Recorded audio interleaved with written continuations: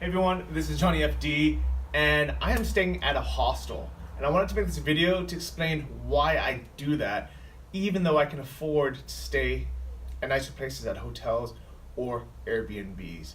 But first, let me give you guys a tour of what a hostel actually looks like, and for those who really don't stay at them very often.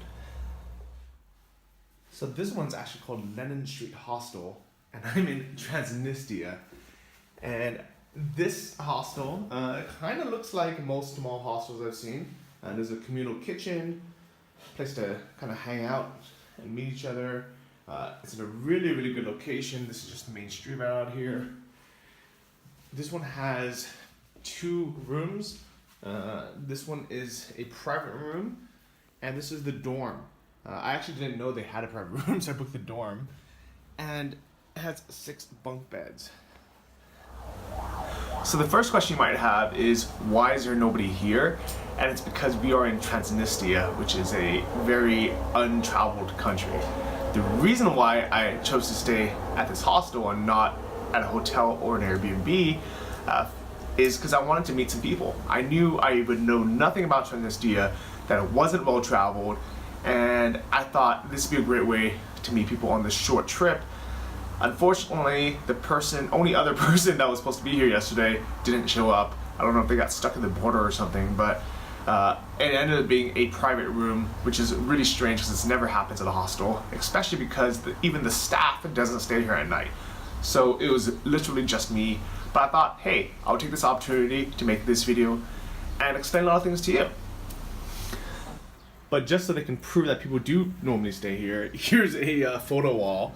And it looks like it's a lot of people, but if you think about it, these are all kind of separate days or weeks. And if you notice, a lot of times it's just like one person, and maybe it's a couple, but a lot of times it's just like one random person staying there, sometimes with the host. So I think it's this guy who owns it in the yellow, because you see him pretty much in every photo. Alright, so to answer everyone's question, why I stay in hostels, and what my kind of action plan is for it. So honestly, I never really stayed at hostels when I was younger, like when I was, in my teens or early 20s, and I regretted not doing it. I think in the US, it just wasn't a very popular thing to stay in a dorm or a hostel, youth hostel, whatever you want to call it. And I felt like I really missed out on a great way to meet people, to travel cheaply, and to see the world, without a huge budget or a lot of financial stress. So even though I can afford to stay at hotels and Airbnbs now, I don't always do it because it's lonely. When you go to a hotel, you're not going to meet anyone. There's families there, there's business people there, and even if there were people, who are traveling and have interesting stories, it's really hard to meet them. It's not like they're hanging out in the lobby, you just kind of meet them. In most hostels, with literally the exception of this, there's a common room. There's always, a bunch of other people staying there, and they're in the same mindset of traveling, wanting to meet each other. So that makes it really, really easy, and that's why I primarily stay at hostels. Second is for the budget. So even though I can afford to stay at hotels or Airbnbs, if I'm spending $100 a night on a hotel, that really adds up. In a month, that's $3,000, and I can technically afford that, but not really, right? I think most people shouldn't be spending $3,000 a month on hotels. I can do it for 1 month, and then I'd have to work a lot more or stop traveling as much. So in general, my goal is to spend $1,000 a month or less on accommodation.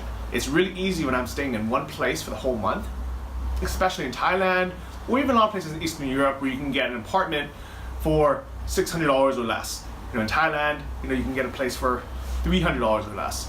But when I'm traveling, the way I think of it is, if I stay at a hostel for $10 to $20, that allows me more money to spend at a nicer Airbnb or a nicer hotel when I want to splurge.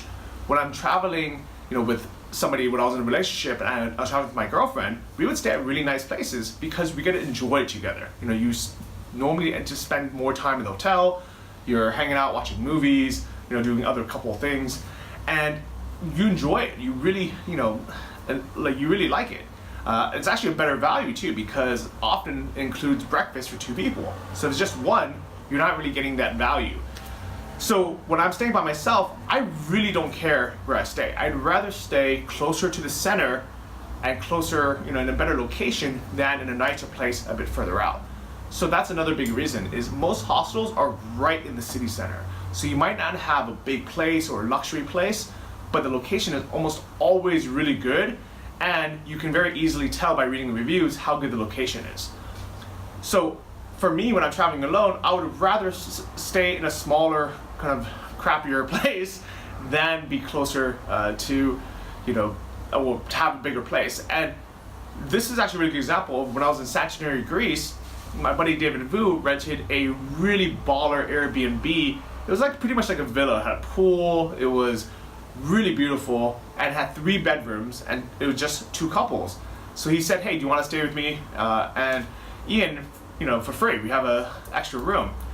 And I looked on the map, and it was a 15-minute drive away from the center. And I said, no, I'd rather stay in this shared hostel with a bunch of people and be a block away from everything than to have to try to commute 20 minutes, which you're not going to end up doing all the time. You're going to go out maybe once a day for this big dinner or big trip, but you're not really going to be able to pop in and out all the time. And you might not go out at all. There might be days you might just stay home because it's inconvenient to go out, or you have to wait. You have to wait for everyone else to get a task together. So I much prefer, especially when I'm alone, to have a good location over having a bigger place. And this is a tip I learned from my buddy Sam Marks, who I'm meeting in a few days, who he's worth millions of dollars. He's a multi-millionaire after selling his business. He had a talk at the Nomad Summit, and I've interviewed him on the podcast, and he's the co-host of Invest Like a Boss. So when he would stay at hostels, I would ask, why are you staying at a hostel? You have millions of dollars, literally. You don't need to worry about the budget. And he said he doesn't appreciate the Ritz-Carlton if he stays there all the time.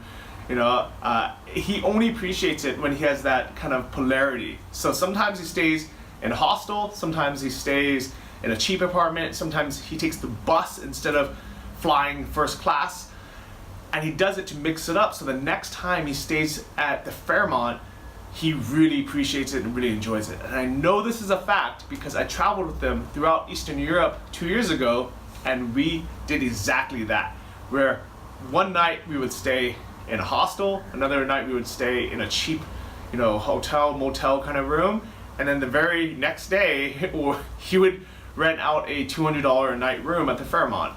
And I thought it was crazy, to be honest, but I really enjoyed it as well. It makes me appreciate my life a lot more when I go from sleeping in something like this, and this was actually my bed from last night, to a really nice, beautiful, luxury hotel or Airbnb. So one other thing actually about sleeping in dorms, so I just want to give you guys kind of a tour, because a lot of people actually probably haven't even slept in a dorm, but usually it's always a bunk bed. This one's actually pretty sturdy built.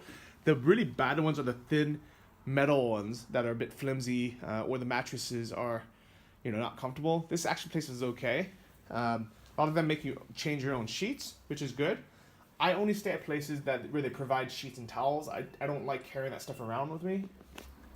And I normally only stay at places that are rated pretty high, so like 8.5 and above.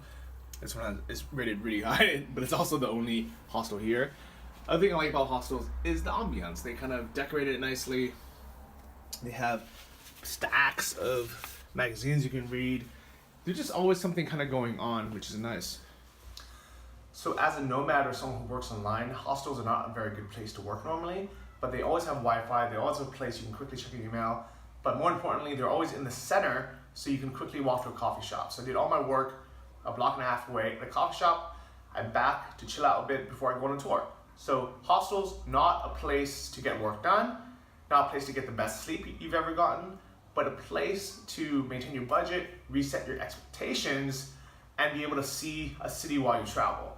So let me know in the comments, have you ever stayed at a hostel? Would you stay at a hostel? What do you like about it? What you don't like about it? I'm curious what your travel plans are. And if staying at a hostel like this, maybe not this specific one, but just the idea of living cheaply, resetting expectations, being close to the center is something that, you know, aligns with your travel philosophy or what yours are. So let me know in the comments. I'm very curious, and I'll see you in the next video. Bye-bye. Bam, this place is gigantic.